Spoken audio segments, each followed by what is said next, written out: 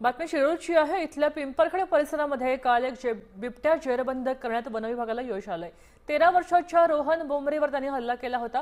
आता त्याच परिसरातल्या एका बिबट्याला पकडले, त्यामुळे आता रोहन बेंबेवर हल्ला करणारा हाच बिबट्या असावा असा अंदाज वन विभागाने व्यक्त केलेला आहे।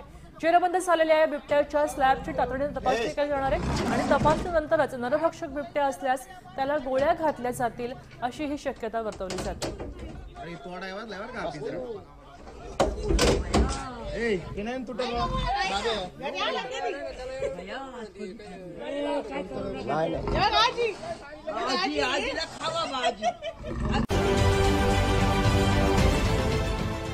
देश विदेशातील प्रत्येक घडामोडींचे लाईव्ह अपडेट मिळवण्यासाठी आता साम टीव्हीच्या सर्व सोशल मीडिया प्लॅटफॉर्मला लाईक, फॉलो आणि सबस्क्राईब करा।